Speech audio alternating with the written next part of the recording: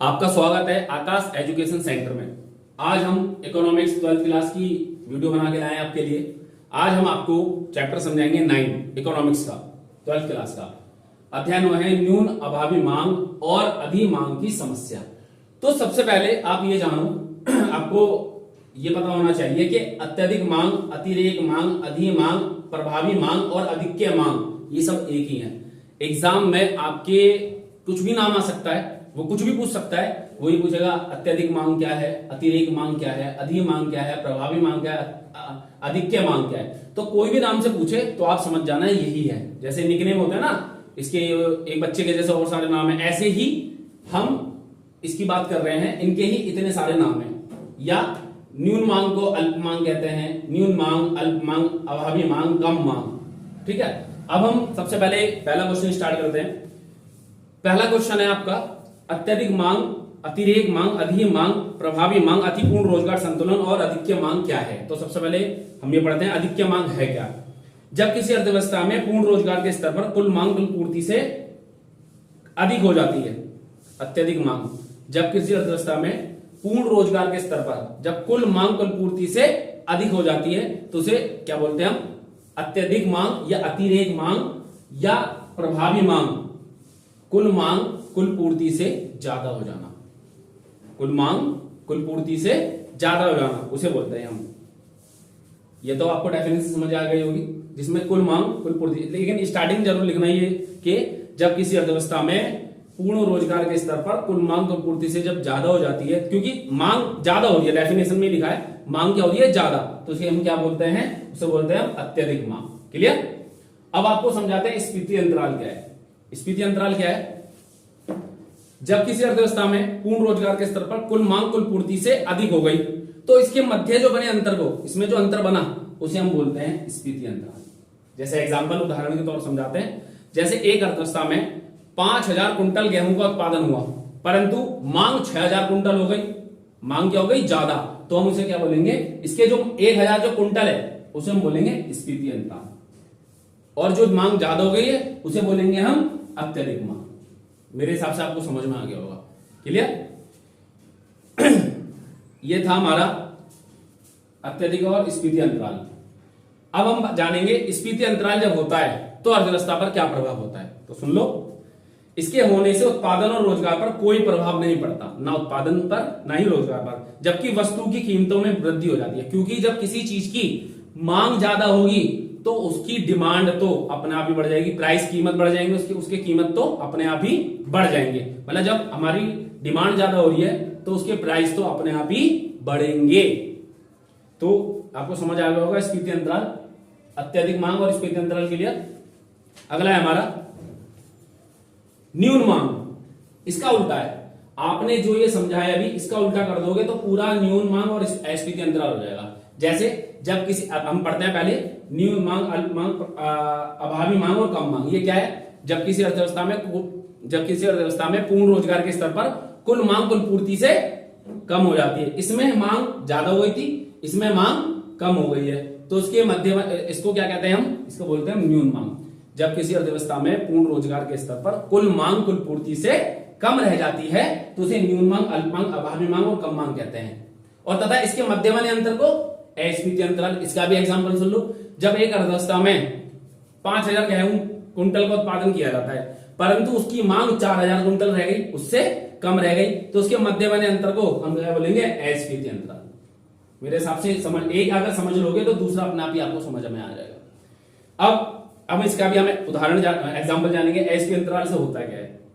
इससे स्फीति अंतराल से उत्पादन रोजगार पर कोई प्रभाव नहीं पड़ेगा, कीमतें बढ़ जाएंगी स्फीति अंतराल से। अब अस्फीति अंतराल से क्या होगा, इसके होने से उत्पादन रोजगार पर प्रभाव पड़ता है, अर्थात उत्पादन और रोजगार घटने लगता है, वस्तु की कीमतें भी घटने लगती है। स्फीति अंतराल में कीमतें बढ़ेंगी, उत्पादन रोजगार पर कोई प्रभाव नहीं पड़ेगा स्फीति अंतराल में। जबकि अस्फीति अंतराल में उत्पादन रोजगार पर भी प्रभाव पड़ेगा और कीमतों पर भी प्रभाव पड़ेगा, कीमतें भी घटेंगी और उत्पादन भी घटेगा। अब हम आपको बताएंगे, ये तो था डेफिनेशन, इन्हें हमने समझा। अब देखो अगला जो क्वेश्चन है बहुत इंपॉर्टेंट है। क्वेश्चन ये जरूर आता है कि देखो एक अर्थव्यवस्था में ना तो अत्यधिक मांग सही है ना ही न्यून मांग सही है, इसे संतुलन बनाए रखना है। समाज में अर्थव्यवस्था को अगर चलाना है तो अत्यधिक मांग भी गलत है और हमारी न्यून, ना स्फीति अंतराल होना चाहिए ना अस्फीति अंतराल होना चाहिए। तो इसको सुधारने के उपाय है कुछ। तो क्वेश्चन यही आता है कि अत्यधिक मांग को हम कैसे सुधार सकते हैं। तो क्वेश्चन समझ लेते हैं पहले। राजकोषीय नीति क्या है, इसके द्वारा अधिक मांग को ठीक करने के उपाय। राजकोषीय नीति क्या है? राजकोषीय नीति से विपरीत सरकार की आय, बजट तथा व्यय से है जो अधिक मांग और अभावी मांग को ठीक करने के लिए अपनाई जाती है। जो अत्यधिक मांग और न्यून मांग को ठीक करने के लिए जो अपनाई जाती है उसे बोलते हैं हम राजकोषीय नीति। अब राजकोषीय नीति द्वारा सबसे पहले हम अत्यधिक मांग को जानेंगे। अत्यधिक मांग को ठीक कैसे करें, मतलब अत्यधिक मांग ज्यादा हो रही है, एक अर्थव्यवस्था में डिमांड ज्यादा हो रही है, मांग ज्यादा, मांग क्या हो रही है ज्यादा, उसको हम कैसे ठीक कर सकते हैं? उसको ठीक करने का पहला उपाय करों में वृद्धि। टैक्स बढ़ा दे सरकार हर एक वस्तु पे क्या बढ़ा दे? टैक्स। जिससे लोगों पे पैसा ज्यादा है तो वो टैक्स भी ज्यादा देंगे, जिससे अर्थव्यवस्था संतुलन में आ जाएगी। सबसे पहला एग्जांपल है करों में वृद्धि, जब अधिक मांग हो रही है। दूसरा एग्जांपल, घाटे की वित्तीय व्यवस्था में कमी।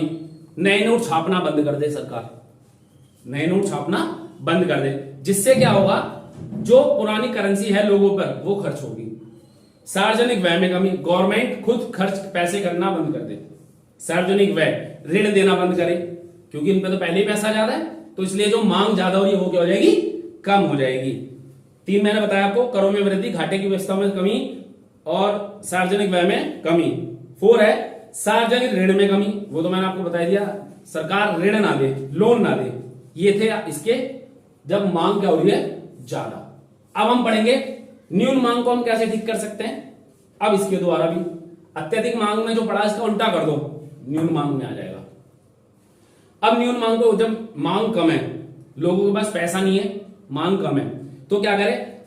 सरकार जो टैक्स है, टैक्स को हटा दे, फ्री करे, टैक्स फ्री, कम ले सरकार। दूसरा, सार्वजनिक व्यय में वृद्धि, सरकार अपनी तरफ से पैसे ज्यादा लगाए, व्यय करे, हर एक जगह सरकारी चीजें हो। तीसरा, घाटे की व्यवस्था, वित्तीय व्यवस्था में वृद्धि, मींस आप सरकार नए नोटों को छापना ज्यादा करे, जिससे लोगों के पास करेंसी पहुंचे।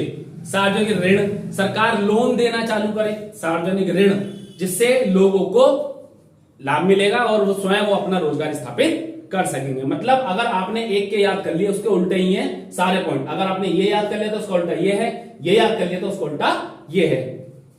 अब हम बात करेंगे, कुछ छोटे छोटे पॉइंट्स हैं। मौद्रिक नीति क्या है? राजकोषीय नीति मैं आपको बता चुका हूं। राजकोषीय नीति वह नीति है जो न्यून और अत्यधिक मांग को ठीक करने के लिए अपनाई जाती है। अब मौद्रिक नीति, मौद्रिक नीति से अभिप्राय ब्याज की दर, साख उपलब्धता को नियंत्रित करने से है। मतलब साख मीन्स ऋण, उधार जो ऋण देते हैं उसको एडजस्ट करने से, उपलब्ध कराने से है। मौद्रिक नीति बता दी मैंने आपको। अब हम पढ़ेंगे कुछ पॉइंट है, जैसे बैंक दर क्या होती है। जब केंद्रीय बैंक वाणिज्यिक बैंकों को जिस दर पर उधार देता है उसे बैंक दर कहते हैं। केंद्रीय बैंक ने वाणिज्यिक बैंकों को जिस दर पर उधार दिया वो हमारा कहलाएगा बैंक दर। और ये आपका अमेंडमेंट, ये चैप्टर बहुत इजी था, इसमें कुछ ज्यादा था नहीं, बस न्यून मांग, अधिक मांग, अत्यधिक मांग, स्फीति अंतराल, ये इंपोर्टेंट है। और अब मैं आपको एक चीज और बताने वाला हूं, इसमें हम पढ़ेंगे ग्राफ के द्वारा। हम ग्राफ के द्वारा देखते हैं इसमें है क्या। मैं जल्दी से स्फीति और अस्फीति अंतराल का ग्राफ आपको बताता हूं बनेगा कैसे। लास्ट में देखो, सबसे अगर एक समझ जाओगे तो दूसरा अपना आप समझ में आ जाएगा।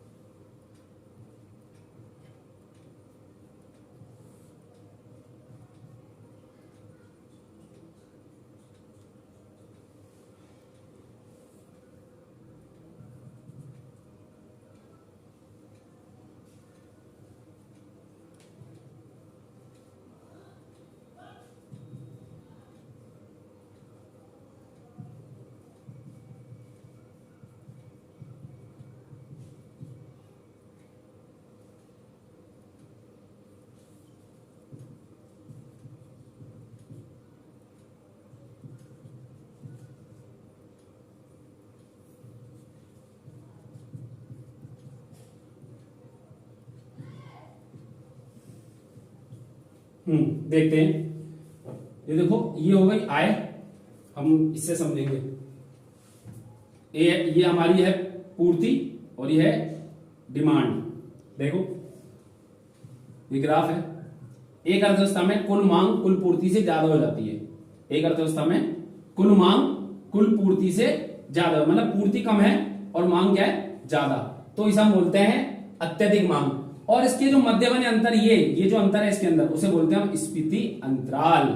तो आपको ये समझ में आ गया होगा, ये था हमारा स्फीति अंतराल जो मैं आपको ग्राफ द्वारा, और इसका ही अगर उल्टा कर दें, ये तो था, ये है हमारा स्फीति अंतराल, ये जो हमने पढ़ा है। अब अगर यही ग्राफ यहां नीचे बन जाएगा, क्योंकि ये अब ऊपर आ जाएगा एडी और ये एएस, मतलब जो मांग है वो कम हो गई है, मांग क्या हो गई है, कम। और जो इसके मध्य वाले अंतर को क्या बोलेंगे हम, ये जो अब इसे नीचे इधर आएगा तो स्फीति होगा, और इधर बनेगा तो अस्फीति अंतराल कहलाएगा। मेरे हिसाब से आपको चैप्टर समझ में आ गया होगा ग्राफ के द्वारा, स्फीति अस्फीति अंतराल, अधिक मांग न्यून मांग। अगर आपको इकोनॉमिक्स में किसी भी चैप्टर में कोई डाउट है तो आप हमें कमेंट करके बता सकते हैं। अगर आप हमारे यूट्यूब चैनल पर नए हैं तो हमारे चैनल को लाइक करें, सब्सक्राइब करें और बेल आइकन को जरूर दबाएं, ताकि आने वाली और वीडियो का नोटिफिकेशन आपको मिलता रहे। आप सबको मेरा नमस्कार।